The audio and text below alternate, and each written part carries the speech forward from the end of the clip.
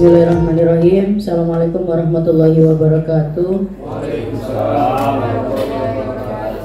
Alhamdulillahirabbil alamin wassalatu wassalamu ala asrofil anbiya'i wal mursalin wa ala alihi wa sahbihi ajma'in, amma ba'd. Asyhadu an la ilaha illallah wa asyhadu anna Muhammadar Rasulullah. Allahumma shalli ala sayyidina Muhammad wa ala ali sayyidina Muhammad. Yang saya hormati Bapak Kepala SMK Negeri 1 Trisi, yang saya hormati Bapak calon guru penggerak angkatan 11 Bapak Cukul Darmanto SPD dan Bapak Yakob Batipi SPD, serta teman-teman rekan yang selalu saya banggakan. Pertama-tama marilah kita panjatkan puja dan puji syukur kepada Allah Subhanahu wa taala, sehingga berkat rahmat dan hidayahnya kita masih diberikan nikmat sehat, sehingga di pagi hari ini kita bisa berkumpul bersama dalam rangka diseminasi budaya positif di sekolah calon guru penggerak angkatan 11. Salawat serta salam senantiasa kita lipat curahkan kepada junjungan Nabi besar kita Nabi Muhammad Shallallahu Alaihi Wasallam. Saya di sini sebagai pembawa acara akan membacakan susunan acaranya. Yang pertama adalah pembukaan, yang kedua sambutan, yang ketiga acara keinti, yang keempat doa, dan yang kelima penutup. Untuk mempersingkat waktu, marilah kita bersama-sama membuka acara ini dengan bersama-sama membaca Bismillah. Bismillahirrahmanirrahim. Untuk acara yang selanjutnya yaitu sambutan dari Bapak Kepala SMK Negeri 1 Trisi kepada Bapak Sarwa SSMM, dipersilahkan. Terima kasih kepada Ibu Ceci, seorang master of ceremony yang tiada duanya. Assalamualaikum warahmatullahi wabarakatuh. Alhamdulillah alamin. Kita teman-teman, kita semua masih diberi rahmat oleh Allah untuk menjalankan tugas kita masing-masing. Berikutnya salawat serta salam semoga selalu tercurah kepada Nabi junjungan alam, Nabi besar Muhammad SAW.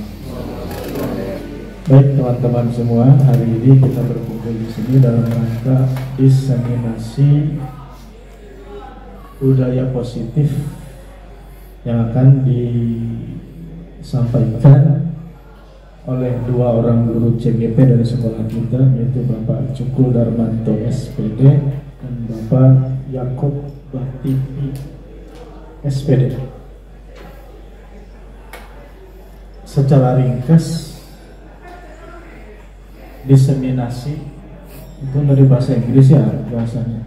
Kalau tidak salah namanya istilah diseminasi itu bisa diartikan sebagai penularan. Apa yang ditularkan? Yang ditularkan adalah gagasan, ide, dan wawasan. Jadi bukan penularan penyakit, bukan, tapi penularan ide, gagasan, wawasan, dan hal baik lainnya. Dan dalam hal ini Pak Cukul Darmanto dan Pak Yakob akan menyampaikan ide-ide atau gagasan tentang budaya positif. Ya. Di antaranya atau salah satunya adalah tentang misalnya budaya disiplin, budaya bekerja, dan sebagainya. Nanti akan dijelaskan lebih dipaparkan lebih detail oleh yang bersangkutan. Dan mudah-mudahan dengan kegiatan diseminasi ini tidak hanya Pak Cukul dan Pak Yakub saja yang nanti mempunyai wawasan tentang budaya positif, tetapi juga kita semua guru-guru. Ya, di sini hadir ada 6 guru, ada 8 bahkan mengumpulkan Bu Ceci dan Pak Ganjar, 8 ditambah 2 di depan, ada 10 orang guru. Kalau masing-masing dari kita yang hadir di sini mendesimasikan juga kepada 5 orang yang lain, maka akan terdesimasikan 50 orang guru. Karena pengertian atau wawasan-wawasan tentang budaya positif ini tentu harus dipahami atau dipunyai oleh semua orang yang ada di lingkungan kita. Karena seperti yang saya sampaikan pagi hari tadi ketika kita briefing, memang tugas kita adalah bagaimana menerapkan, salah satunya ya, menerapkan budaya positif terhadap siswa. dan itu dimulai dari kita. Karena tidaklah mungkin kita memberikan pemahaman budaya positif kepada siswa sementara itu kita sendirinya masih tidak begitu paham atau bahkan tidak mempunyai budaya yang positif. Dan teman-teman, mudah-mudahan dengan ini sekali lagi ini menjadikan sekolah kita menjadi lebih baik. Alhamdulillah sekolah kita sudah semakin banyak yang menjadi guru penggerak. Diawali dari Bu Ceci dan Pak Riyandi ya dulu ya. Tapi Pak Riyandi kemudian harus meninggalkan sekolah kita mendapatkan SK yang berbeda. Tinggal Bu Ceci, kemudian diikuti Pak Kasudin, Ibu Rina, apa lagi? Ya, selanjutnya Pak Yakub dan Pak Cukur. Doakan saya juga jadi GP.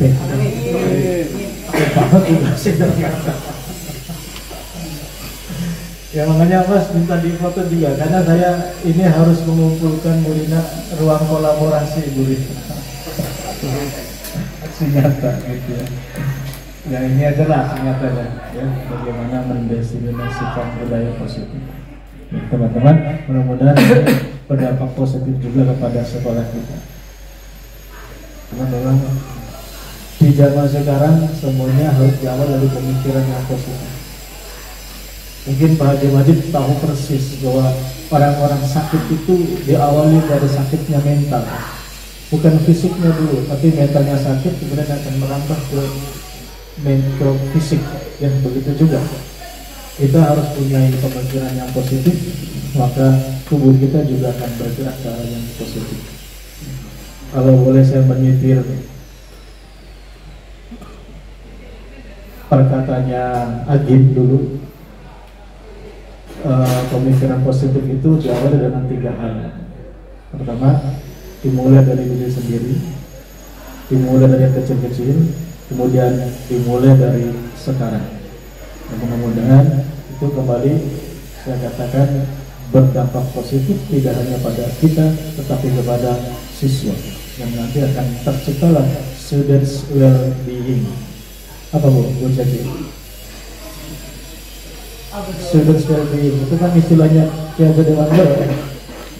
Atau kesejahteraan siswa, kesejahteraan baik lahir maupun batin, dan mereka menjadi orang yang merdeka, orang yang sanggup menentukan kehidupannya sendiri.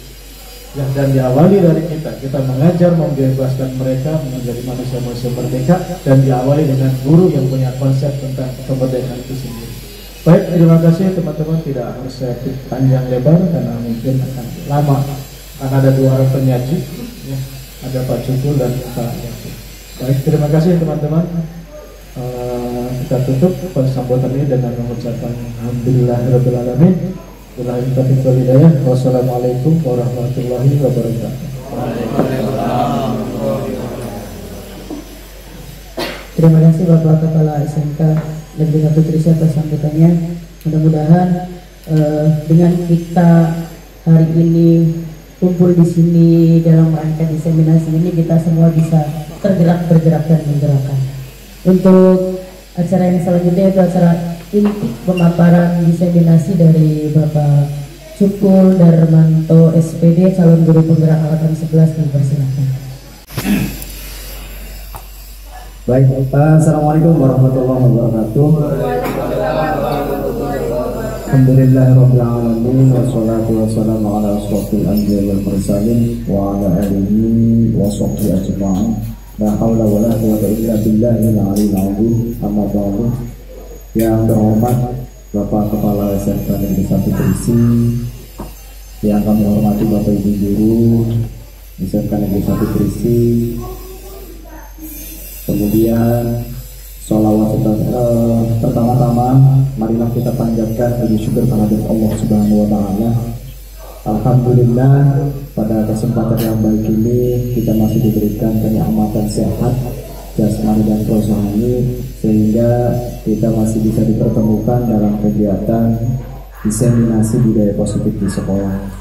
Sholawat serta salam semoga selalu tercurahkan kepada junjungan Nabi besar kita Nabi Muhammad Sallallahu Alaihi Wasallam, kepada keluarga, sahabat, dan mudah-mudahan kita sebagai umatnya mendapatkan syafaatnya. Amin ya rabbal alamin.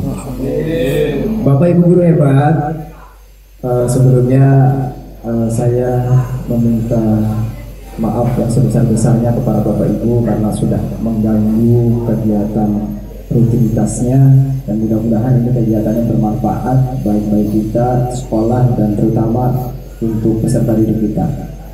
Bapak Ibu, alhamdulillah saya dan Pak Yakob sudah setengah jalan. Kita sudah melaksanakan kegiatan pendidikan guru penggerak, dan alhamdulillah ini merupakan aksi nyata di modul 1.4 yang berkaitan dengan budaya positif. Mungkin dari Bapak Ibu, khususnya yang senior, Bu Ceci, kemudian Ibu Rina, ini mungkin kegiatan yang sudah pernah beliau-beliau laksanakan, dan ini mudah-mudahan menjadi motivasi tersendiri buat saya untuk membudayakan atau budaya positif di sekolah.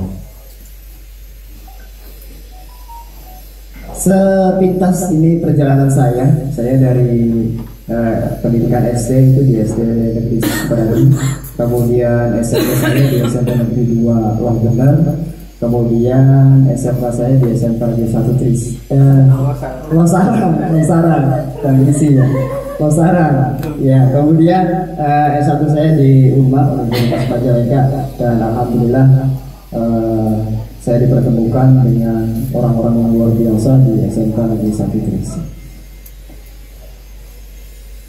Baik, Bapak Ibu hebat, hari ini supaya lebih ceria ya, saya pengen Bapak Ibu coba senyum selama 30 detik ya, 30 detik, nggak usah banyak-banyak, 30 detik saja ya. Kalau satu hari satu malam luar biasa nantinya ya, jadi 30 detik saja ya. Kita hitung mulai dari sekarang, silakan. Tahu Pak Purma, semua menjaga.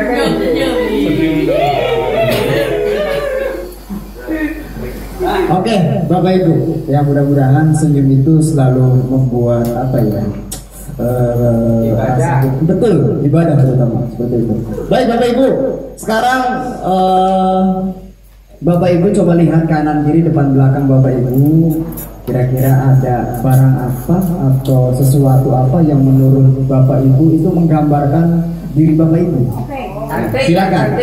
Boleh dituliskan, boleh lihat, boleh sebutkan langsung, nggak apa-apa. Oke. Itu ya. Jadi silakan. Kanan kiri depan belakang Bapak Ibu lihat ada benda apa yang mencerminkan atau membawakan bahwa ini pribadi saya dan sebagainya. Oke, silakan. Ada yang bisa? Silakan. Barangkali ada yang mau mengungkapkan? Dulu lah. Silakan Ibu Lina.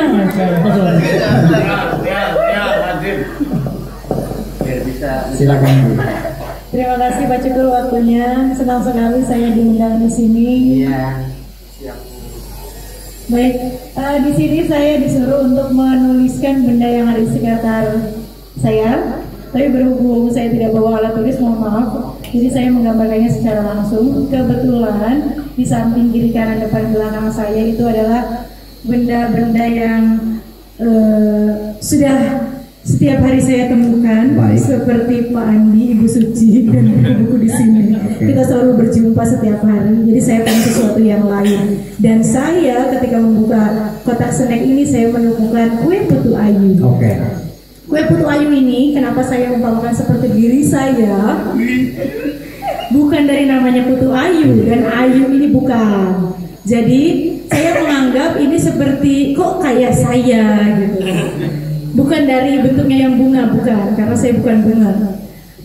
Dari warnanya, filosofi warnanya di sini ada putih dan hijau. Dari putih sendiri kelihatan kalau dari depan, dari atas putu ayu ini berwarna putih. Oke. Mungkin saya dilihat orang lain ini berwarna putih. Oke.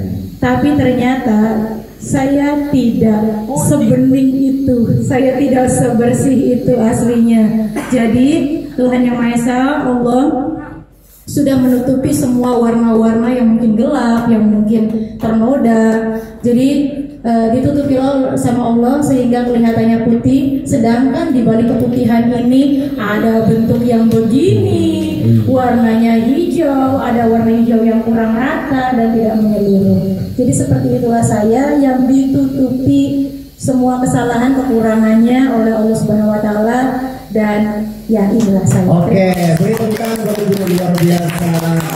Luar biasa. Dari Putu Ayu, filosofi Bu Rina terpancarkan dari sana. Oke, baik. Selanjutnya barangkali dari perwakilan laki-laki. Oke. Mangga Pak. Mangga Pak Andi, silakan Pak Andi. Silakan. Apa yang Pak Andi lihat, apa yang Pak Andi bayangkan? Ya, assalamualaikum warahmatullahi wabarakatuh. Kalau ditanya pemuda yang ada di sekitar Anda, sebelah kanan saya orang cantik, sebelah kanan kiri saya orang ganteng. Di bahasanya saya sebelah kanan aja. Perumpamaan saya itu pada diri Bu Rina.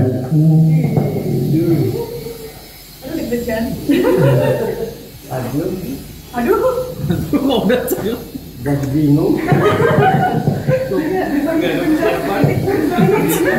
Silakan, apa yang dilihat dari Bu Rina? Oke, Bu Rina itu murah senyum. Sedangkan saya tidak murah senyum. Kebalikannya, iya kebalikannya. Tapi juga aslinya sama-sama. Oke, tapi menggambarkan menggambarkan diri Pak Andi ya, keterbalikan tadi. Terus kalau Bu Rina itu putih, saya ya agak putih juga. Alhamdulillah. Iya, betul. Bu Rina itu banyak penggemarnya. Banyak penggemarnya. Kalau saya enggak ada. Gitu. Itu aja. Oke, terima kasih Pak Andi. Beri tepuk tangan buat Pak Andi yang luar biasa. Satu lagi barangkali dari Bapak Ibu, silakan lagi. Oke, silakan Pak Niko, silakan Pak Niko. Ya, assalamualaikum warahmatullahi wabarakatuh. Waalaikumsalam warahmatullahi wabarakatuh. Jadi kalau ada pertanyaan, tuliskan benda yang ada di sekitar Anda. Mungkin saya melihat ini Pak Jukul, snack nih, kemasannya. Siap. Jadi kalau biasanya snack itu kan mungkin hanya polos gitu, pola. Tapi kalau yang saya lihat sekarang ini ada ornamen bunganya. Betul. Jadi ornamen bunga ini apa ya? Menandakan sebuah eksotis, betul dan indah gitu. Jadi intinya akan lebih berkelas ini. Ya walaupun ya di dalamnya luar biasa, yang sangat luar biasa. Jadi memang ini kemasan ini sangat penting sekali ya. Jadi filosofinya sebuah benda yang sederhana, kalau misalnya kita kasih ornamen yang bagus, orangnya bunga ataupun desain seni, ya ini akan menjadi suatu yang luar biasa. Mungkin seperti itu. Oke. Ya, terima kasih. Siap, terima kasih. Luar biasa Pak Niko.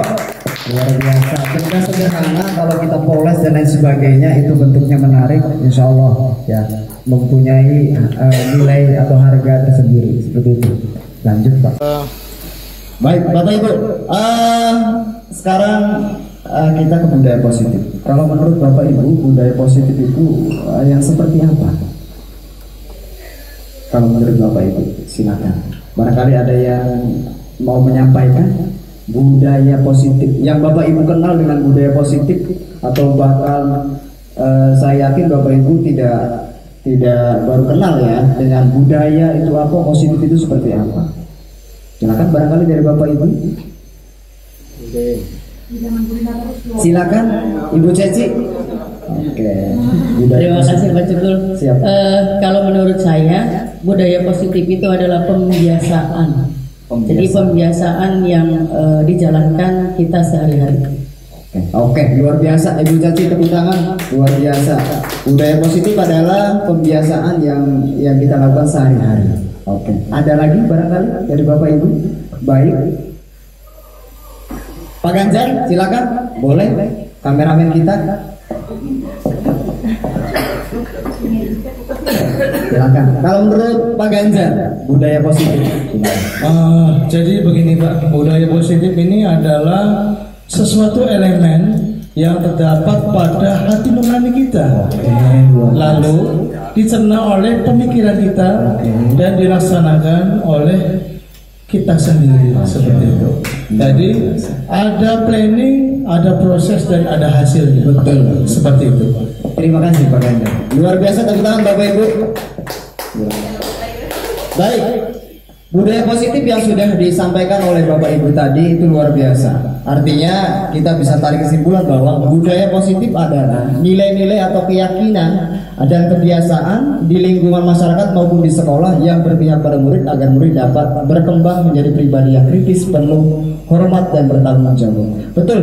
Jadi nilai-nilai atau keyakinan-keyakinan yang sifatnya positif, contoh nilai tanggung jawab, kemudian berpikir kritis, kemudian mandiri dan lain sebagainya, itu yang sudah kita artinya sudah kita jalani selama kegiatan belajar, kemudian kegiatan di masyarakat, kegiatan di sekolah dan sebagainya, sehingga itu menjadi kebiasaan yang positif.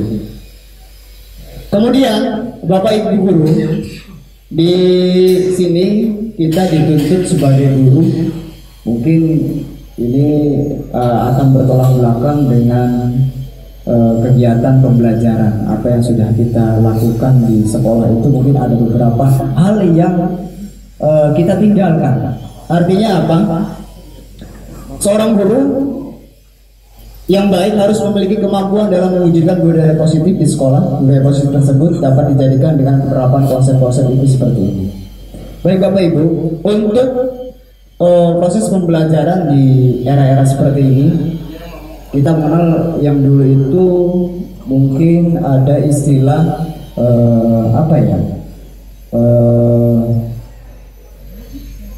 teacher center atau guru sebagai pusatnya atau objeknya, ya. Kemudian kalau sekarang kita harus bisa menjadikan proses pembelajaran yaitu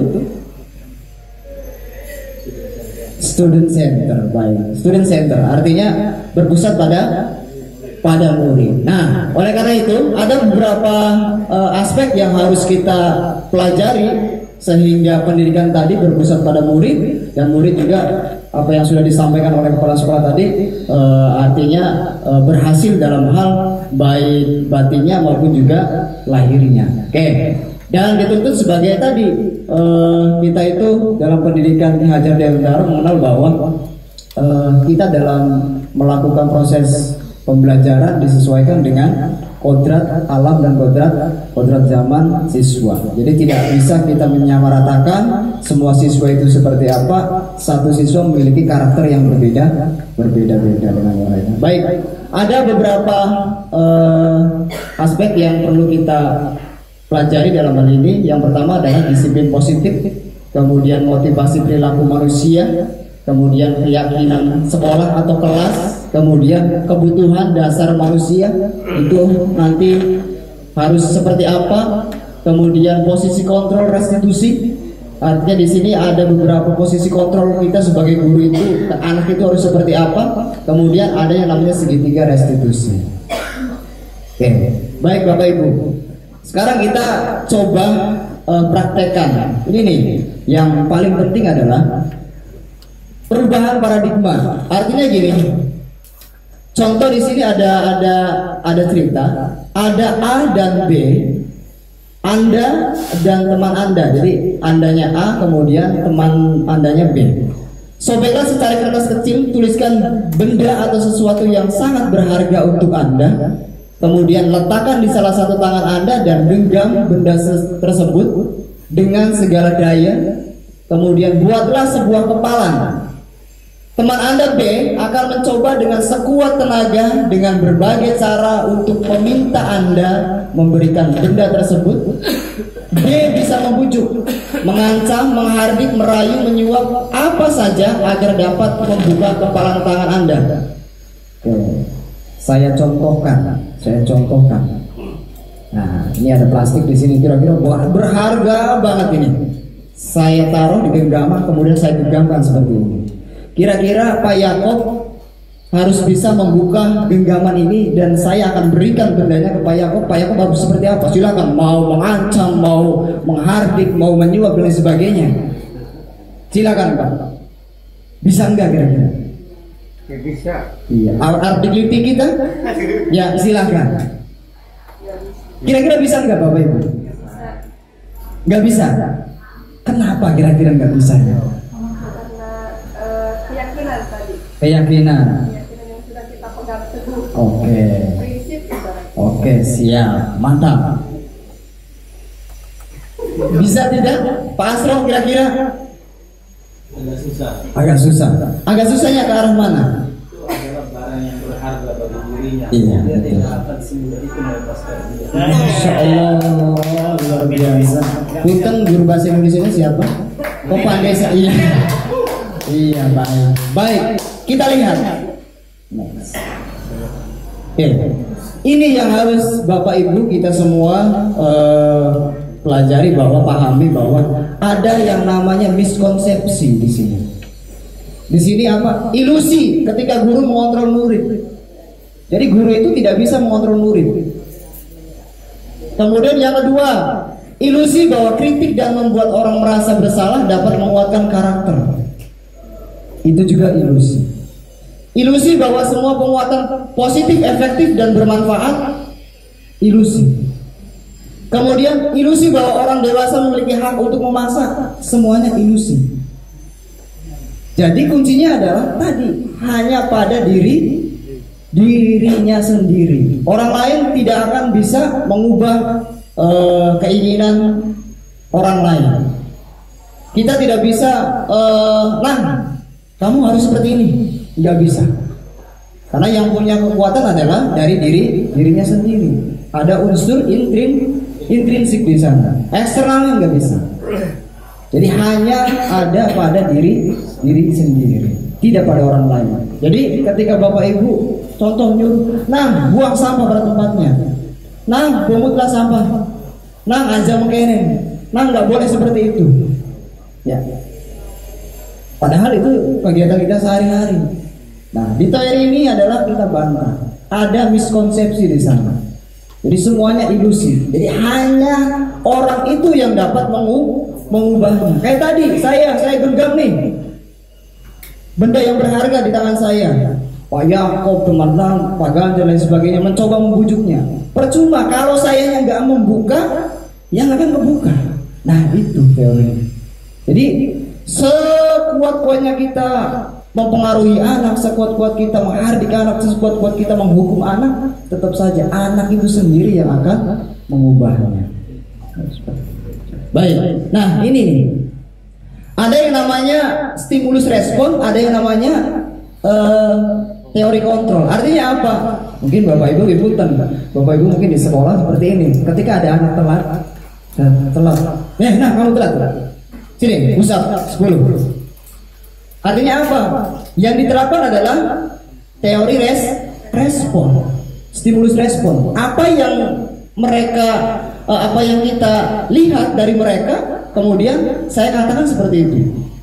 Nah, di stimulus respon contoh. Nah, kita nanti sebagai guru sudah ke teori kontrol, tidak stimulus respon lagi. Contoh stimulus respon. Kita mencoba mengubah orang agar berpandangan sama dengan kita. Contoh kan ya seperti itu Bang. Nah, kamu dari mana? Dari Trisi Bang. Kalau Trisi ke Jangga itu lewatnya mana? Ya ke Cibereng Pak, seperti itu. Ya jangan sampai ke Cibereng dong. Sini lewatnya ke Dayakan biar enak. Seperti itu. Padahal apa? Semuanya bisa berbeda. Tidak semuanya yang kita harapkan itu, yang kita bayangkan itu sama dengan mereka. Jadi berbeda. Nah di teori kontrolnya apa? Kita berusaha memahami pandangan orang tentang dunia lain. Ya. Kemudian perilaku buruk dilihat sebagai suatu kesalahan. Kan sekarang kan seperti itu. Ketika anak terlambat, salah. Sudah pusatnan. Nah, kumpulin sampah, buang ke tempat sampah. Kalau di sini enggak, semua perilaku memiliki tujuan. Tujuannya saya yakin ada. Anak berperilaku seperti itu, tujuannya ada. Kenapa kamu tujuannya bisa seperti ini dan sebagainya? Mungkin yang guru-guru BK ini luar biasa, sudah dasarnya mantap. Ya, artinya ketika ada kegiatan seperti itu, ada peristiwa seperti itu, apa nih yang kita ambil? Kemudian orang lain bisa mengontrol saya kalau di stimulus respon. tadi miskonsepsi. Saya bisa mengontrol orang lain. Padahal di teori kontrol apa? Anda tidak bisa mengontrol orang lain. Contoh tadi genggaman tangan. Jadi ilusi. Kemudian pemaksaan ada pada saat rujukan gagal. Contoh, iya kan? Contoh, Pak, coba Nang, kamu ke depan selesaikan soal ini. Dan ternyata nggak bisa. Oh, nah, kamu seharusnya belajarnya harus lebih giat lagi dan sebagainya. Nah, di teori kontrol itu nggak bisa. Kolaborasi dan konsesi menciptakan pilihan-pilihan baru. Tadi dikolaborasikan dengan anak-anak. Kira-kira kamu kenapa bisa seperti ini dan sebagainya? Harus seperti apa dan sebagainya? Harus seperti itu. Tidak sepihak kita pemaksaan pada saat anak itu gagal. Kemudian yang terakhir, model berpikir menang kalah.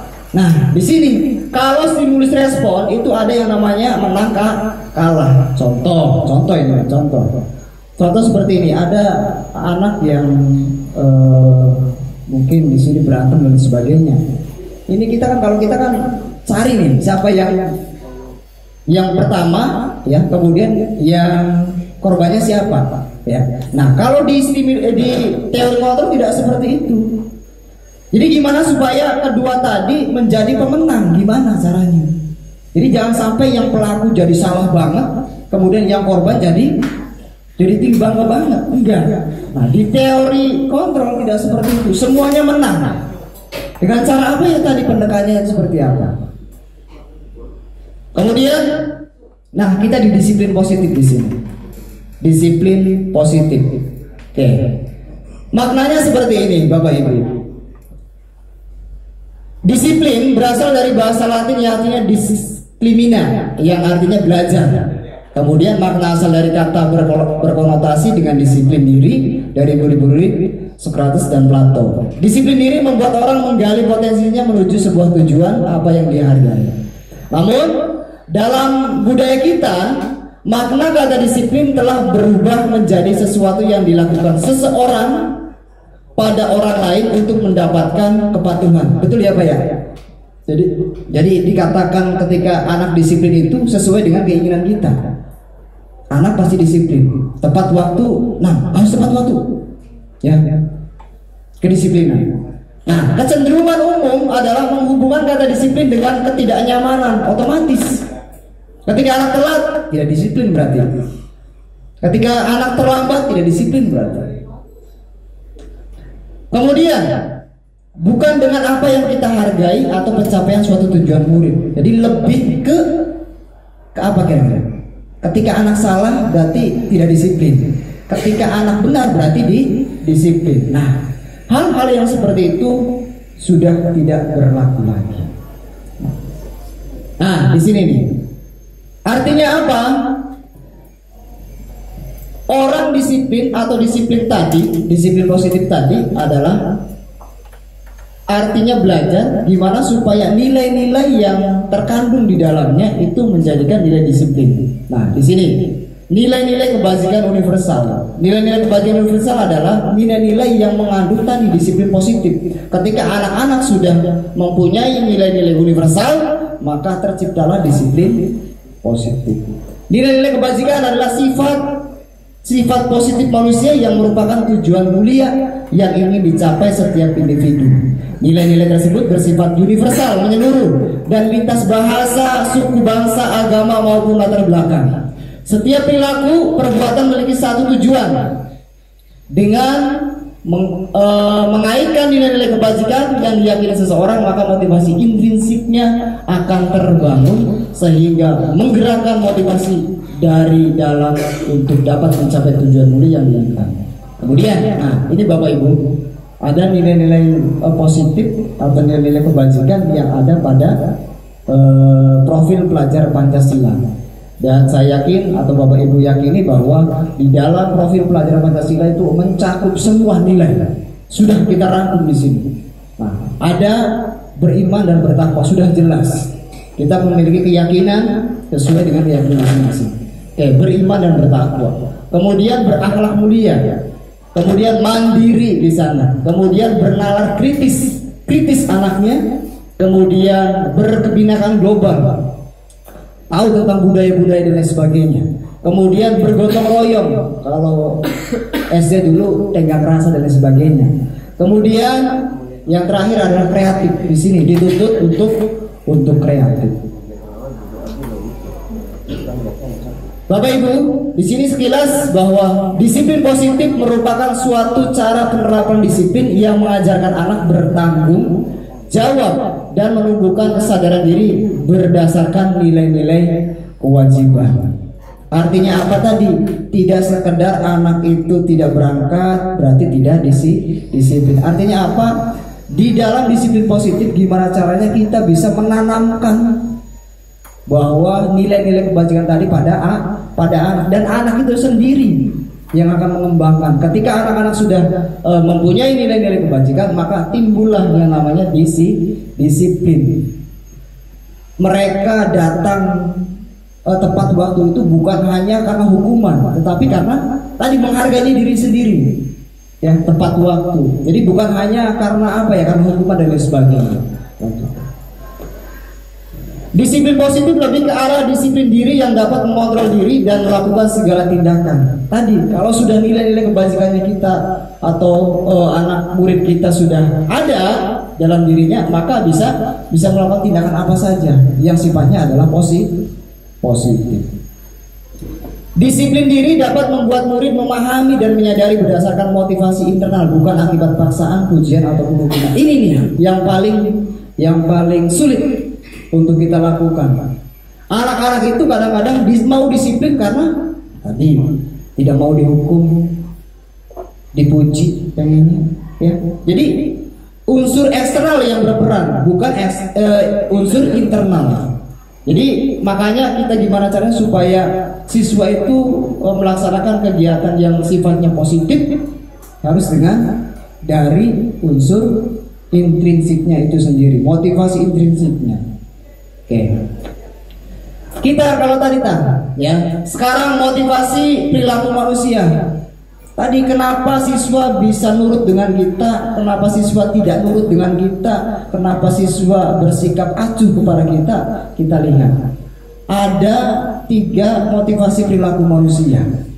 Yang pertama, untuk menghindari ketidaknyamanan atau hukuman tadi. Ada yang telat. Ya kita mau telat, saya nggak mau telat. Karena apa nggak mau telat? Karena nggak mau dihukum. Jadi datangnya pagi. Kemudian ada lagi untuk mendapatkan imbalan atau penghargaan dari orang lain. Saya pengen maju terus Bu kalau di kelas. Kalau dikasih soal saya pengen terus maju. Karena tadi kalau setiap maju benar dikasih hadiah sama Bu Rina. Seperti itu. Ada yang kedua. Dan yang ketiga adalah untuk menjadi orang yang mereka inginkan dan menghargai diri sendiri dengan nilai-nilai yang mereka percaya. Bukan dari faktor eksternal. Jadi kalau Bapak Ibu perhatikan berarti 1, 2 itu adalah faktor eksternal yang berperan. Tapi kalau yang nomor 3 faktor internal. Karena tadi sudah meyakini bahwa nilai-nilai kebajikan itu. Intinya adalah menghargai diri sendiri.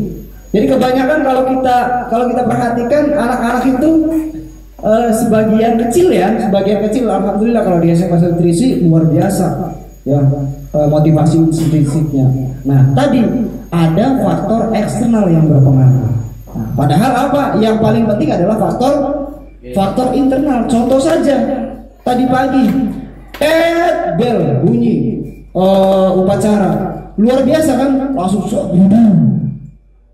karena tadi meyakini bahwa oh iya ini tanggung jawab saya sebagai siswa, tanggung jawab saya sebagai warga negara Indonesia untuk misi kemerdekaan melakukan kegiatan upacara. Bukan hanya dikeprak-keprak sama Pak Anjar, Pak Ganjar, Pak Fajar dan sebagainya.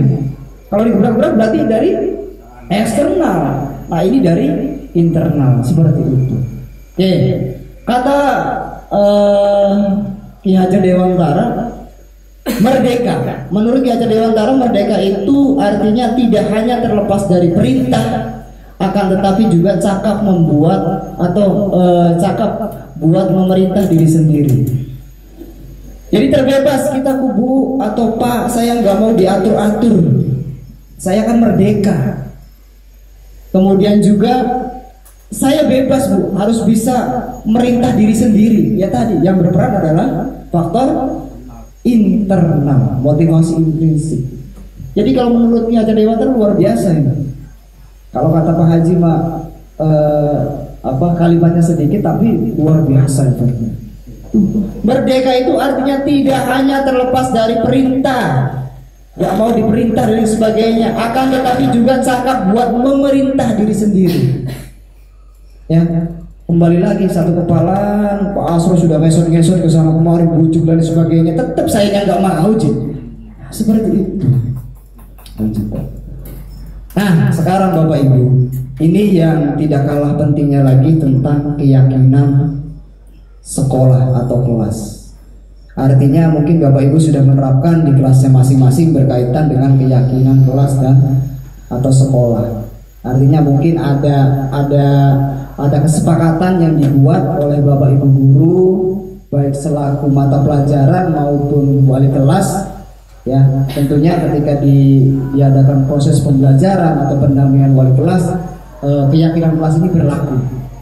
Dan itu dibuat secara sadar oleh siswa itu sendiri, bukan paksaan dari kita, motivasi dari diri siswa itu sendiri.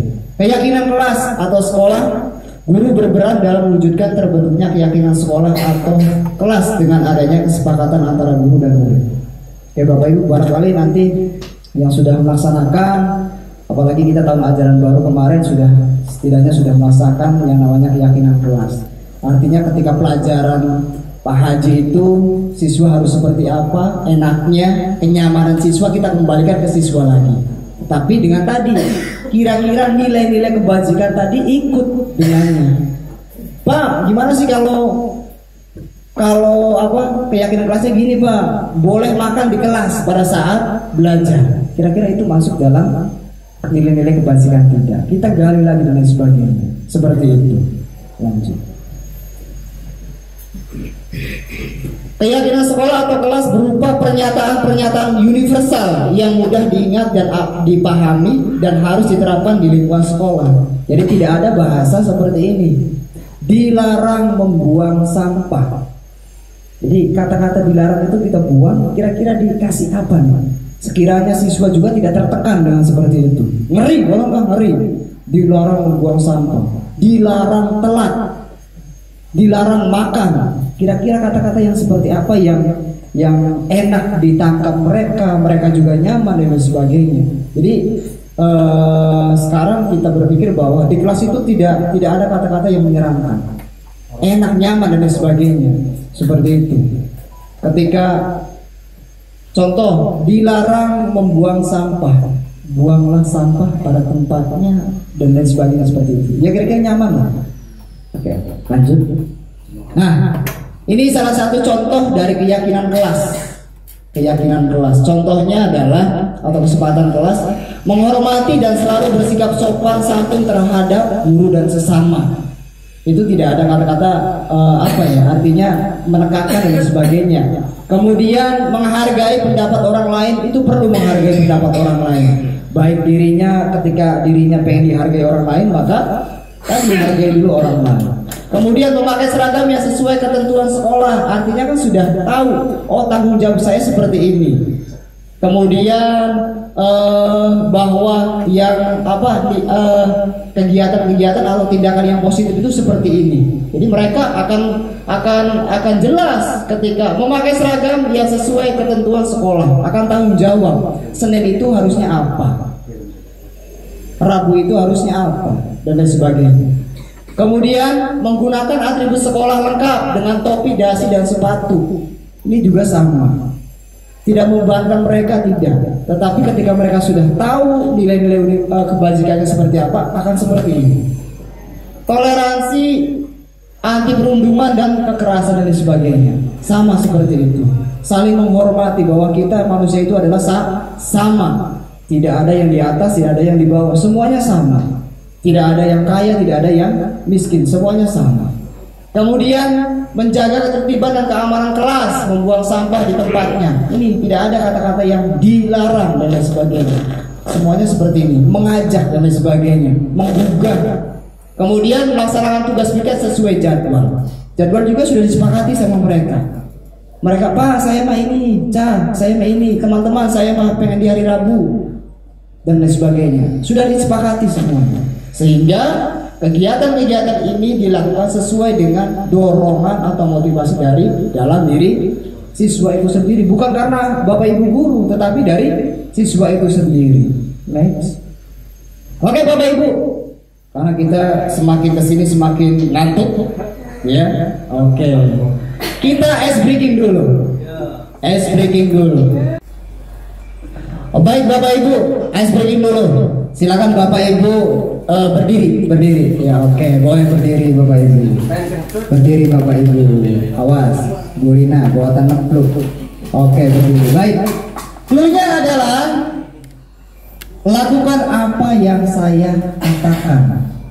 Lakukan apa yang saya katakan. Oke, mungkin ini sering dilakukan ya, tapi kita mudah-mudahan tidak lupa lah. Ya, ya oke, supaya nggak ngantuk. Katakan apa yang katakan. Lakukan apa yang saya katakan. Baik, siap? Siap, gerak, istirahat tempat, gerak. Siap. Siap, gerak. Baik, kita mulai. Lakukan apa yang saya katakan. Pegang mulut.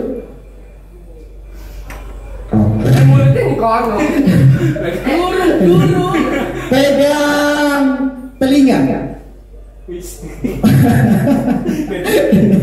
Oke. Pegang hidung. Oke.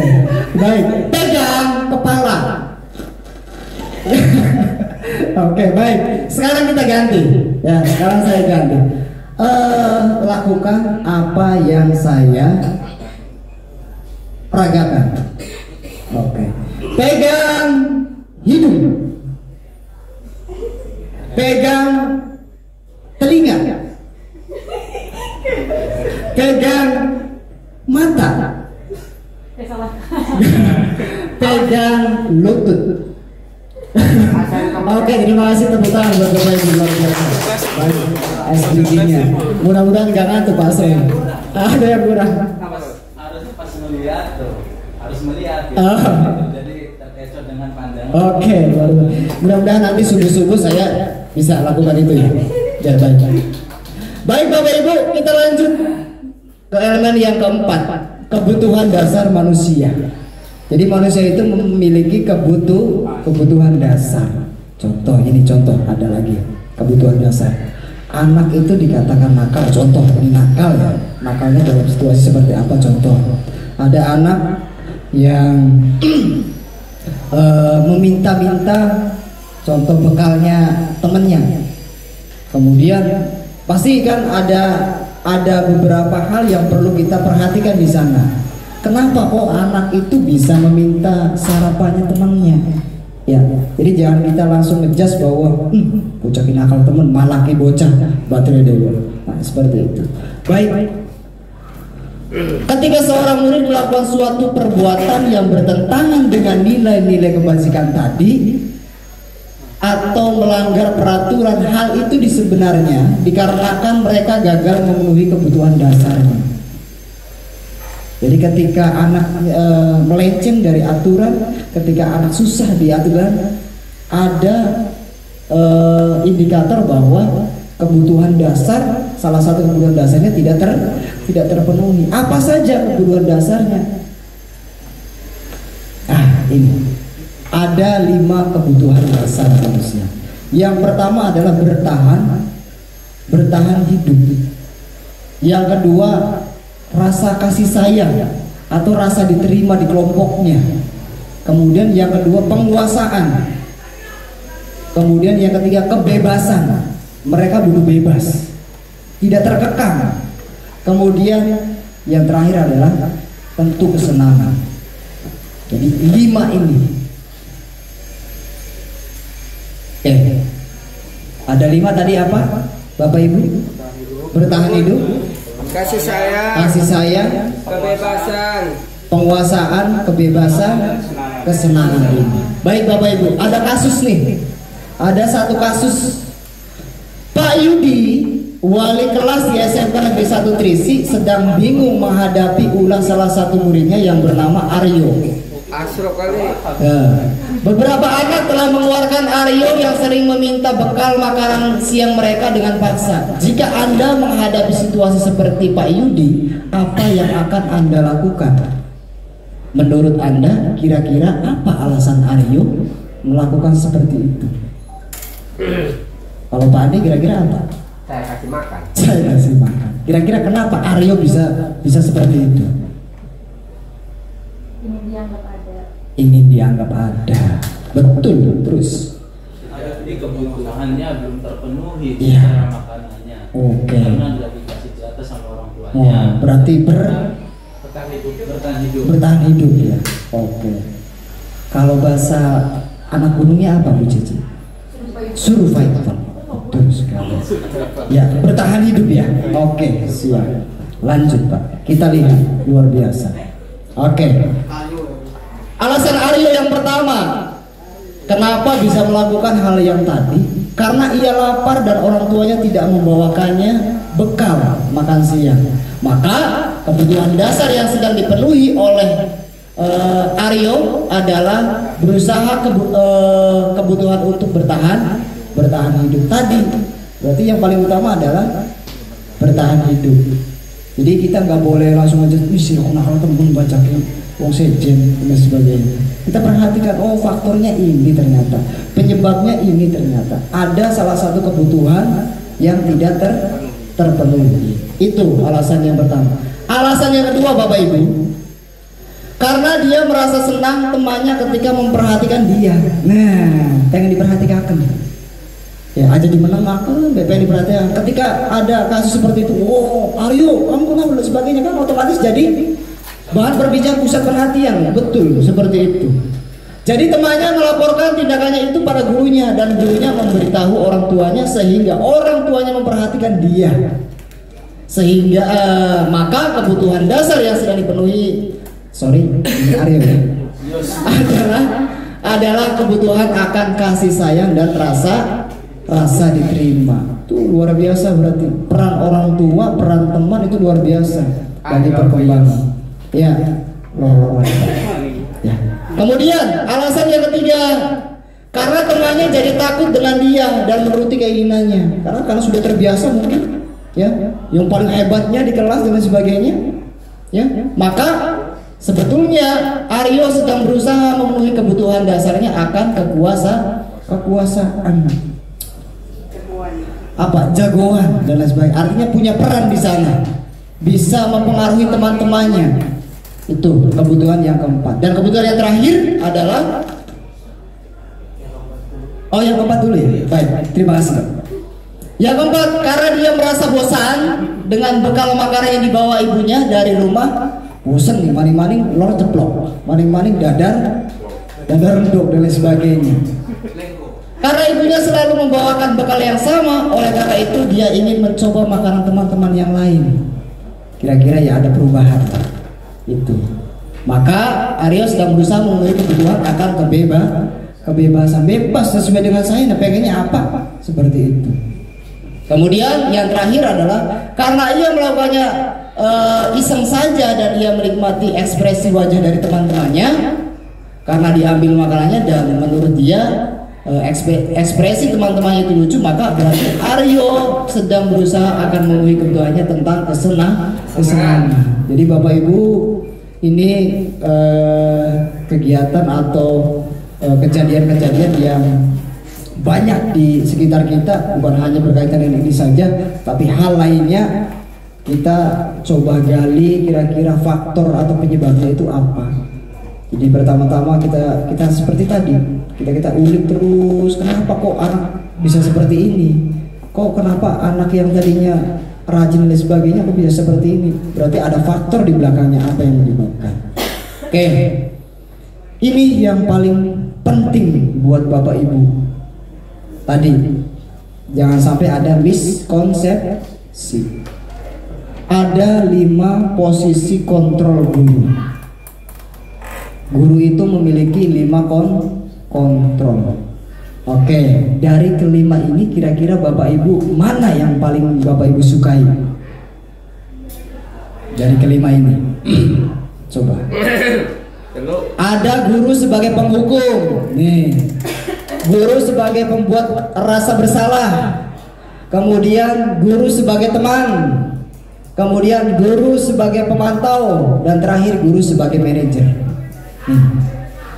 Keseharian Bapak Ibu barangkali, saya Pak sudah sini nih Pak, ini saya Pak sudah pernah nih jadi penghukum nih dari manajer nih, pemantau, teman, merasa bersalah dan sebagainya. Oke, nah Bapak Ibu guru, dari 5 kontrol ini, contoh penghukum itu ya tadi stimulus respon. Ketika anak bersikap salah ya sudah, berarti konsekuensinya adalah hukumannya adalah sudah jelas, penghukum. Kemudian pembuat rasa bersalah. Kalau pembuat rasa bersalah itu tadi, contoh ada anak yang telat, si anak telat, banggal dina, orang mari-mari dan sebagainya. Nah itu sudah membuat rasa bersalah kepada anak. Kemudian teman, ya, mungkin sudah sering, contoh hasinang dikerjakan soalnya. Nah, jangan keluar kelas, nanti bapaknya dimarahin sama guru piket. Masuk. Ya seperti itu. Contoh lagi, pemantau. Wah, mantau terus nih. Kamu bagus ini perkembangannya. Ya, coba lain kali lebih perbaiki lagi.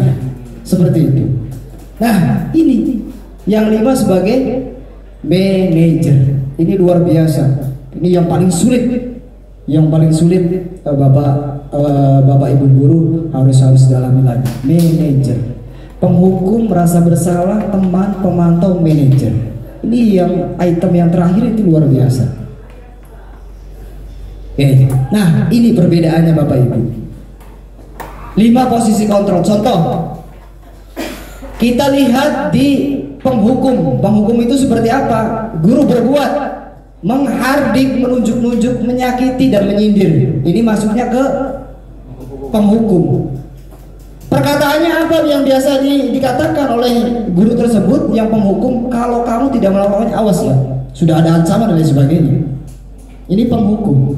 Kemudian hasilnya apa?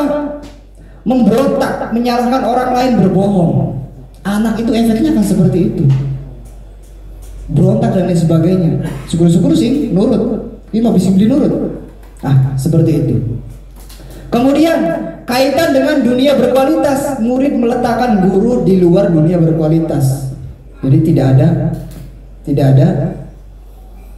ada gambaran seorang guru, malah disepelekan nantinya. Kemudian murid berkata, biarkan saja, nanti juga marah-marah lagi. Sudah tahu Pak Anjar menjebol, katanya yang mohon itu marah-marah boleh. Ya, ada. Dampak pada muridnya apa? Mengulangi kesalahan. Ya sudah, kesalahannya pasti diulangi lagi. Karena penghukum dan seperti itu. Kemudian yang kedua, pembuat rasa bersalah. Guru posisinya berbuat atau pembuat rasa bersalah, berceramah dan mengatakan seharusnya seperti ini. Karena kamu seperti itu, ya ibu kecewa lah. Kan anak-anak menjadi merasa bersalah. Ya, seperti itu. Kemudian perkataannya apa? Kamu harusnya kamu sudah tahu, ibu lelah sekali mengatakannya. Ibu stres dan lain sebagainya. Jadi tadi akibat dari siswa itu membuat guru menjadi terbebani dan sebagainya. Oke, sehingga murid merasa bersalah. Kemudian menyembunyikan atau menyangkal berbohong. Ya, selamanya akan seperti itu murid. Menyangkal berbohong dan lain sebagainya. Ya, karena tidak terbuka, merasa bersalah. Kemudian murid berkata, ya hanya maafkan saja ya Bu ya, maafkan dan lain sebagainya. Padahal ya tadi faktor intrinsik atau motivasi intrinsiknya tidak ada, karena eksternal. Kemudian dampak pada muridnya merasa rendah diri karena sudah disalahkan dan sebagainya, orang merasa bersalah. Oke, kemudian teman membuatkan alasan-alasan untuk muridnya. Kemudian guru berkata, ayolah lakukan demi ibu. Masa kamu tidak tahu atau tidak mau? Ingat, tidak ibu pernah bantu. Nah seperti itu. Ini teman sih gimana? Murid dengan teman. Kemudian hasilnya akan ketergantungan. Saya maaf telat aja, nanti juga ada ibu Rina yang bantuin dan sebagainya. Kemudian murid meletakkan guru di sebagai orang yang sangat penting dunia berkualitas. Tuh, andalan banget. Gak apa-apa lah, masuk BK juga nanti ketemu sama Pak Anjar lagi. Gak apa-apa. Kemudian murid berkata, saya pikir bapak ibu teman saya. Ternyata begitu. Sudah jadi teman. Dan terakhir, lemah, tidak mandiri, tergantung. Itu. Oke, sekarang ke pemantau. Seperti apa sih posisi kontrol pemantau? Guru berbuat menghitung dan mengukur. Anak itu seperti apa ya? Kemudian guru berkata, apa peraturannya? Tadi kamu tidak pakai ini ya. Aturannya seperti apa coba?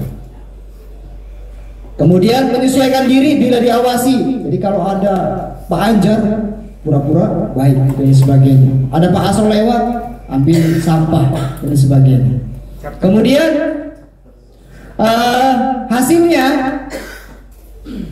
menyesuaikan diri bila diawasi. Kemudian kaitan dengan dunia berkualitasnya, murid meletakkan guru peraturan dan hukum di dunia berkualitas.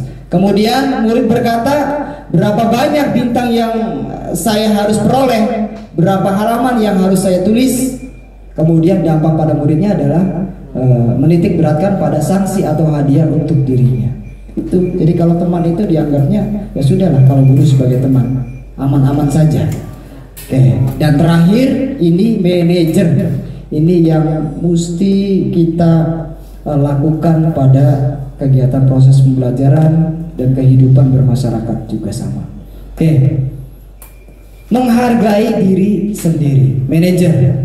Guru berbuat mengajukan pertanyaan-pertanyaan. Artinya tadi ketika anak telat itu apa kira-kira? Nah kamu kenapa dan sebagainya? Kok bisa seperti ini dan sebagainya. Kemudian apa yang kita yakini, apa yang bisa kau kerjakan untuk memperbaiki masalah ini. Artinya keyakinannya apa tadi ketika di kelas? Keyakinan apa yang harus kita lakukan? Ketika di sekolah itu keyakinan seperti apa? Pakaian harus seperti apa dan sebagainya. Kemudian hasilnya menguatkan pribadi semakin kuat lagi. Nilai-nilai universalnya atau nilai kebaikannya masuk, kemudian dikuatkan lagi dengan seperti itu. Kemudian murid meletakkan dirinya sebagai individu yang positif dalam dunia berkualitas. Dan terakhir, bagaimana caranya saya bisa memperbaiki keadaan, mengevaluasi diri bagaimana cara memperbaiki diri. Jadi dari kelima posisi kontrol yang ada ini, kita sebagai guru dituntut untuk bisa memposisikan kita untuk menjadi di posisi kontrol manager. Jadi nggak ada lagi penghukum, apalagi pembuat rasa bersalah, teman, kemudian pemantau, kemudian tadi yang paling penting adalah manager. Lanjut. Posisi kontrol. Nah, di antara kelima posisi kontrol tersebut, sebaiknya seorang guru menggunakan posisi kontrol sebagai manajer.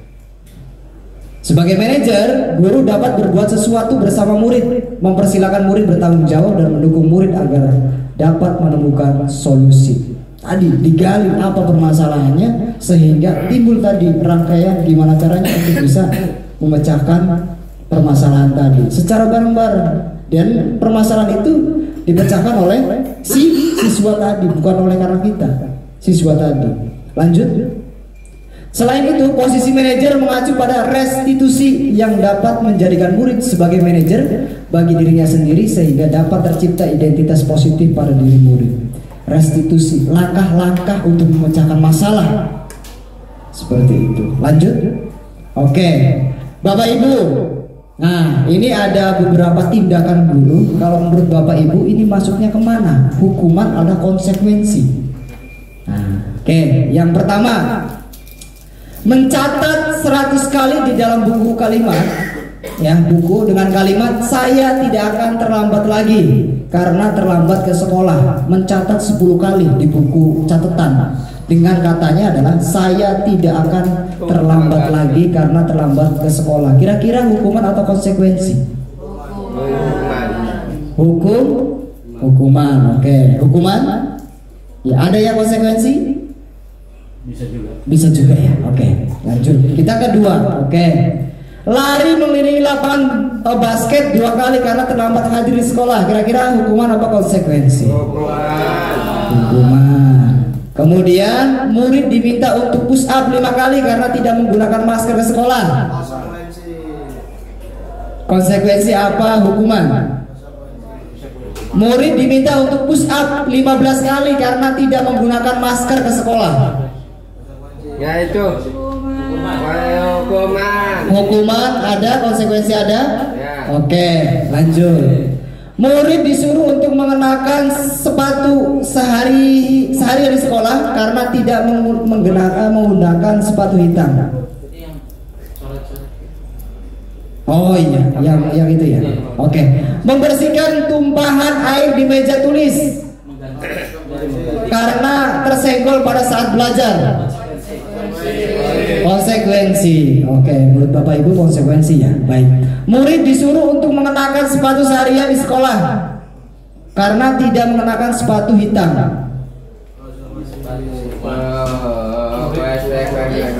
Ini maksudnya bukan disuruh untuk mengenakan. Murid disuruh untuk tidak mengenakan. Ya, tidak mengenakan. Hukuman apa konsekuensi? Oke. Ada konsekuensi, ada hukuman ya. Oke, baik. Kemudian yang terakhir, lari mengelilingi lapangan bola basket 2 kali karena terlambat 10 menit untuk pelajaran PJOK. Konsekuensi. Kita lihat. Wah, ini ternyata nomor 1 itu hukuman. Karena apa? Bentuknya fisik juga menyakiti ya, Bapak Ibu ya. Kemudian lari mengelilingi lapangan bola basket juga hukuman, juga sama. Kemudian menggantikan kertas tugas, murid diminta untuk push up 15 kali karena menggunakan masker juga hukuman. Baik, menggantikan kertas tugas teman, konsekuensi. Kemudian membersihkan tumpahan air, konsekuensi. Murid disuruh untuk tidak menggunakan sepatu, hukuman. Karena apa? Menyengsarakan ya, menyakiti ya. Kemudian yang terakhir, lari mengelilingi lapangan bola basket karena terlambat untuk pelajaran PJOK. Konsekuensi. Nah, baik Bapak Ibu, ini perbedaan konsekuensi dengan hukuman. Hukuman suatu yang menyakitkan harus terjadi. Tadi ya, telat sekolah, lari. Konsekuensinya sesuatu harus terjadi. Kemudian membuat anak sakit fisik maupun hati. Kalau konsekuensi membuat anak merasa tidak nyaman dalam jangka pendek, orang nyaman baik. Konsekuensi. Kemudian anak membenci kedisiplinan, anak menghargai tentang disiplin. Di hukuman itu paksaan.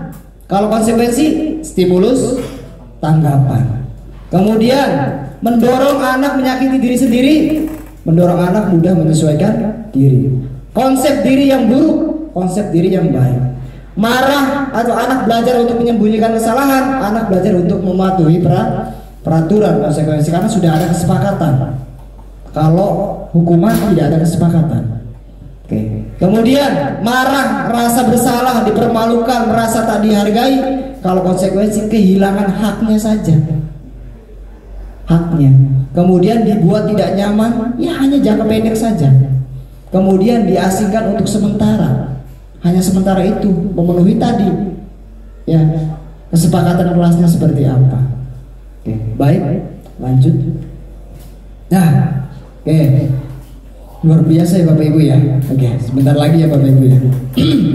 Habis ini udah. Iya, alhamdulillah, mudah-mudahan. Segitiga restitusi. Nah, ini saya yakin bukan hanya dilakukan oleh guru-guru BK saja, dan ini juga wajib untuk Bapak Ibu guru yang lainnya. Segitiga restitusi. Apa itu segitiga restitusi atau restitusi? Restitusi adalah proses menciptakan kondisi bagi murid untuk memperbaiki kesalahan mereka sehingga mereka bisa kembali pada kelompok mereka dengan karakter yang lebih kuat Restitusi juga merupakan proses kolaboratif yang mengajarkan murid untuk mencari solusi untuk masalah mereka dan membantu murid berpikir tentang orang seperti apa yang mereka ingin menjadi tujuan mulia dan bagaimana mereka harus memperlakukan orang lain.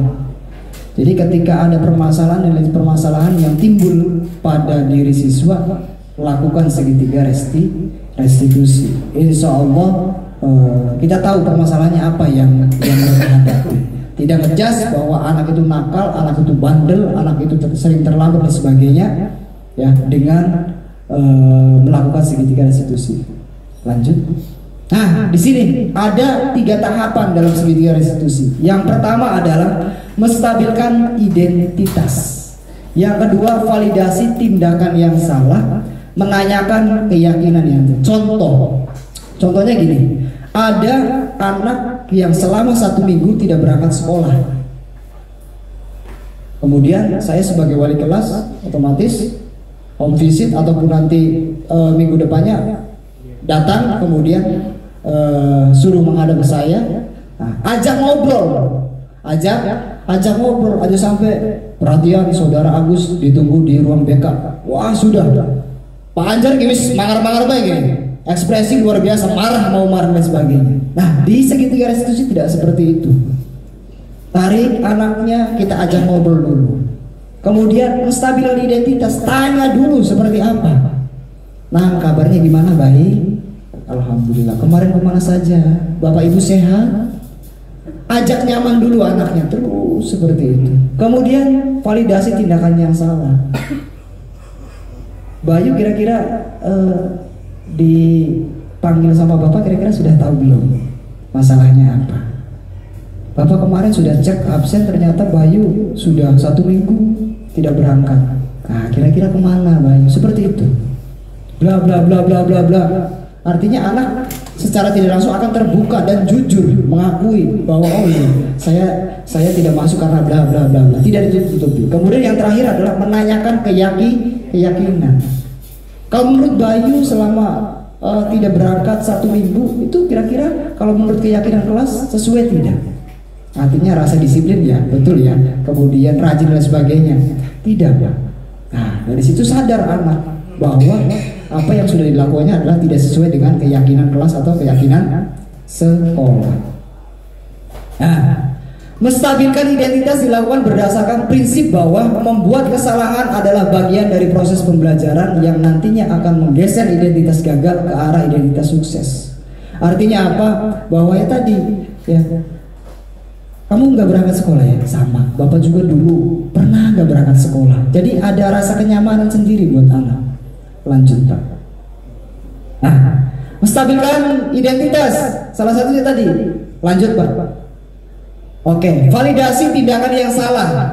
Validasi tindakan yang salah dilakukan berdasarkan prinsip bahwa setiap perilaku berupaya memenuhi suatu kebutuhan tertentu. Tadi kebutuhannya ya, 5 kebutuhan. Kemudian sehingga guru atau orang tua akan bergeser dari pemikiran stimulus respon menjadi proaktif atau teori kontrol tadi. Serta akan lebih mengenali dan mengakui kebutuhan murid atau anaknya. Tadi validasi tindakan yang salah. Nah, kamu pasti punya alasan mengapa melakukannya. Ditanyakan alasannya apa sih? Apakah barangkali kebutuhan survivalnya, kasih sayangnya, ya, kemudian kesenangannya ditanyakan. Pasti perhatiannya luar biasa.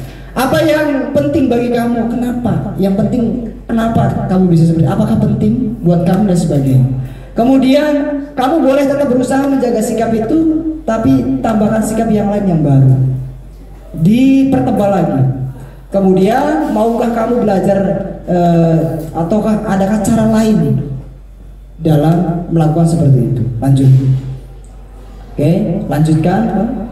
Oke, menanyakan keyakinan kelas. Tadi keyakinannya baik kelas maupun sekolah sesuai tidak dengan nilai-nilai yang ada di sekolah. Apa nilai yang kita percaya di sekolah? Nilainya apa? Disiplin dan sebagainya.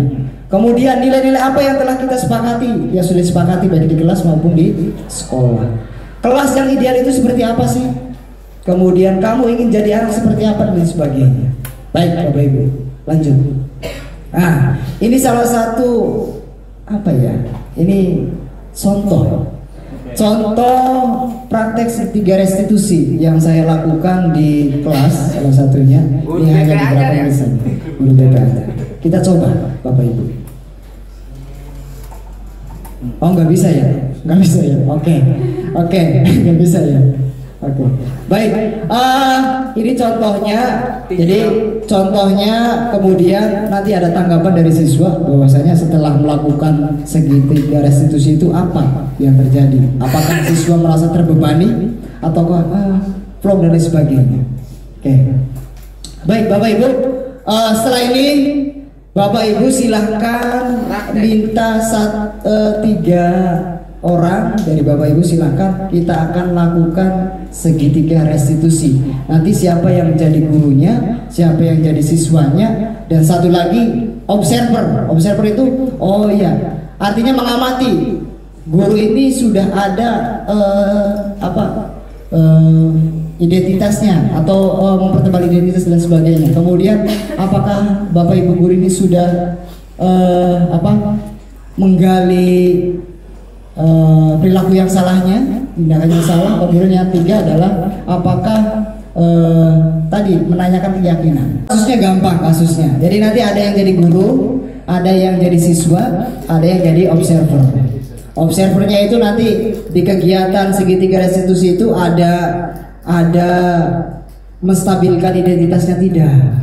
Kemudian validasi tindakan yang salahnya tidak. Kemudian menanyakan keyakinan kelas tidak. Seperti itu. Contoh ya.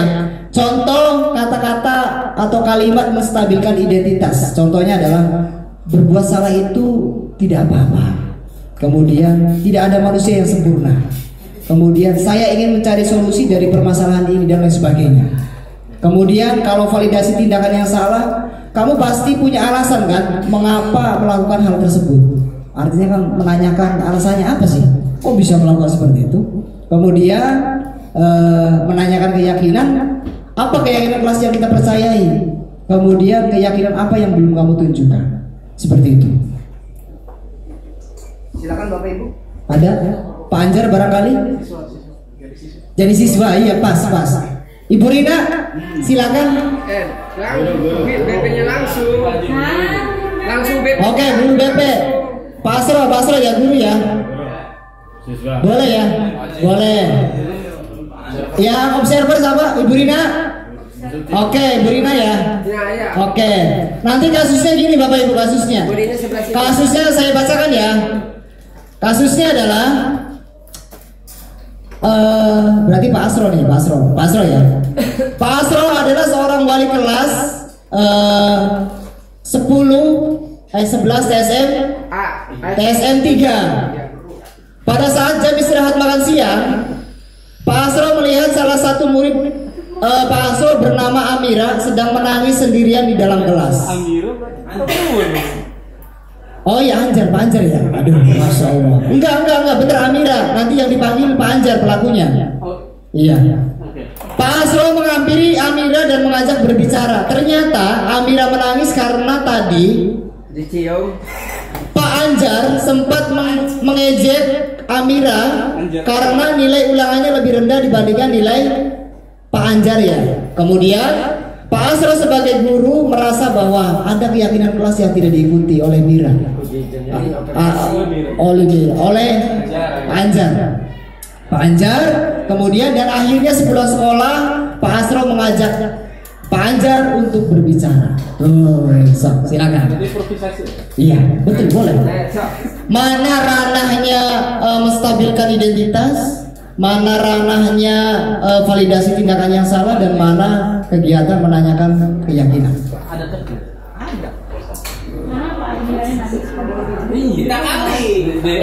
Jadi Miranya nangis itu karena diajak sama Pak Anjar, karena Pak Anjar nilainya lebih besar daripada Mira. Nah, terus mungkin nangis gini. Ya, Pak Asro lewat depan kelas ada suara nangis. Tanya, oh ternyata Anjar. Silakan. Jadi Amira. Amira. Oh, yang gini dipanggil. Gimana? Ya maju dipanggil tuh. Ada langsung dipanggil. Langsung aja, ini kan restitusinya Pak. Belajar adegan. Panjang di rekaman panjang. Dikat dulu, dikat. Sok, silakan Pak. Boleh.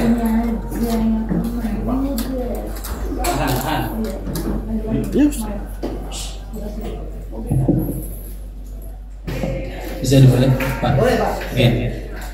Assalamualaikum warahmatullahi wabarakatuh. Waalaikumsalam warahmatullahi wabarakatuh. Anjar ya? Iya Pak. Dari 11 TSM 3. Ya Pak. Gimana kabarnya Anjar? Alhamdulillah baik. Nah, Anjar dari mana aslinya? Dari Karangasem Pak. Oh dari Karangasem. Ibu bapak sehat? Alhamdulillah sehat. Masih tinggal sama ibu dan bapak? Masih. Anjar, tadi ada laporan ya, dari temannya Amira, katanya di kelas Anjar nangisin Amira. Apa benar? Nangisin Amira, Membuat Amira menangis gitu. Ya kita pakai bahasa yang bisa dimengerti aja lah. Iya Pak. Oke ya, baik ya. Bapak mengerti ya dengan kondisi kamu. Bapak juga dan semua orang pasti namanya menangis itu hal lumrah, ya kan? Hal yang biasa dilakukan orang ketika merasa kesal, kecewa dan lain sebagainya, termasuk membuat orang menangis ya. Cuma ya dalam hal ini harus adanya alasan. Kenapa sih sebenarnya? Apa alasan yang dilakukan Anjar untuk membuat Amira sehingga menangis? Apakah memang terharu atau hal lain yang dilakukan Anjar selama ini? Sebenarnya tadinya kalau Ustaz Pak, ya itu kan kita kan belajar bersama. Ternyata dia ada yang salah mengerjakan soalnya. Jadi pas penilaian ternyata dia lebih kecil dari saya. Jadi saya merasa lebih bagus gitu daripada Amira. Oh iya. Jadi alasan untuk berarti dari Anjar kan Anjar merasa diri Anjar itu bagus nilainya daripada Amira, dan memang faktanya begitu kan? Iya Pak. Oke. Nah terus itu motifnya, alasannya bagaimana? Apakah memang demi hanya kesenangan, iseng ya, atau apa sebenarnya yang melatar belakangnya? Sebenarnya iseng Pak, iseng tidak sengaja. Oh iseng, ya. Berarti hanya ingin ya bercanda, berarti ya gitu kan? Merasa senang ketika dia saya lebih besar gitu nilainya, dia lebih kecil, diomongkan ke Amira, merasa senang gitu. Iya Pak, seperti itu. Oke, ya, Bapak ngerti. Nah, sekarang begini, Anjar ya, ketika Anjar lebih baik nilainya dengan Amira ya, terus diomongkan dan ternyata yang terjadi Amira itu menangis karena merasa dirinya disengin, diledek kan. Nah, itu apakah hal itu menghormati kepada nilai yang Amira miliki? Sepertinya tidak Pak. Itu menghormati teman saya. Kesepakatan kelas kita apa waktu itu? Saling menghargai satu sama lain. Nah, termasuk di dalamnya ada menghargai dan menghormati nilai yang telah diusahakan seseorang atau teman Anjar dalam mata pelajaran tersebut. Misalkan dia itu pelajaran apa? Bahasa Indonesia. Bahasa Indonesia gitu kan. Karena Amira sudah belajar itu sekian rupa. Ya dapatnya berapa nilainya Amira waktu itu? 75 Pak. Oh 75. Itu mungkin udah belajar sekian mungkin. Dan Anjar berapa? 76.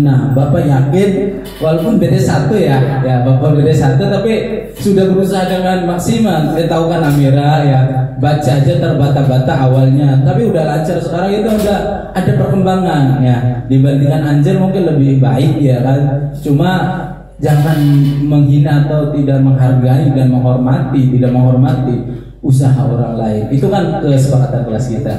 Iya Pak. Oke. Jadi untuk kedepannya bagaimana Anjar biar kita saling menghormati dan menghargai? Saya bakal lebih menghormati bagi teman-teman di kelas. Saya tidak akan merasa sombong diri. Saya Oke, bagus. Udah dari? Sudah, Pak. Kalau kamu tidak dihormati, tidak hargai, senang atau tidak? Tidak, Pak. Tidak. Begitupun sama. Amira juga begitu. Oke, jadi sudah bisa dimengerti? Sudah, Pak. Oke, ada lagi yang mau disampaikan? Sepertinya sudah itu aja, Pak. Silakan Anjar bisa ke kelas lagi untuk melaksanakan proses pembelajaran. Ya, terima kasih, Pak. Waalaikumsalam warahmatullahi Mantap. Bu Rina, gimana dari diskusi tadi? Apakah dari ketiga bagian tadi ada? Silakan. Dari 3 tahapan menstabilkan identitas, validasi tindakan dan menanyakan keyakinan sudah ada semua, Pak, lengkap. Cuman memang varian bahasanya ya memang disesuaikan dengan kondisi dan dari jawaban-jawaban yang disampaikan oleh Pak Anjar. Jadi sudah cukup, bukan cukup, sudah bagus, sudah sangat bagus, percaya. Jadi next CGP sepertinya. Mantap, harus. Baik, Ibu Rina, terima kasih. Luar biasa guru-guru SMK Negeri 1 Trisik. Insya Allah ketika ada masalah-masalah, saya yakin Bapak Ibu menggunakan segitiga restitusi.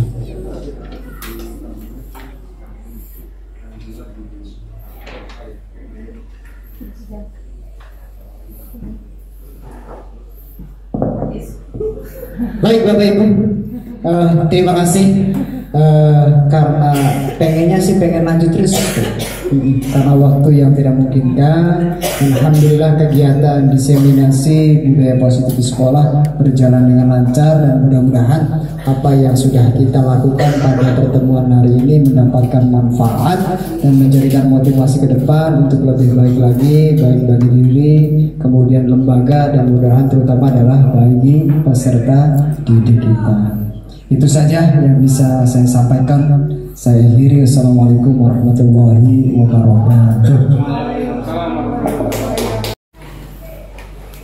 Terima kasih atas pemaparan yang luar biasanya.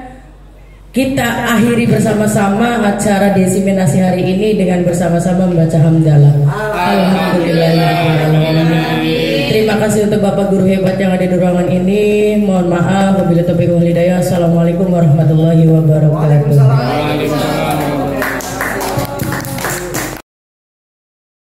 Assalamualaikum warahmatullahi wabarakatuh.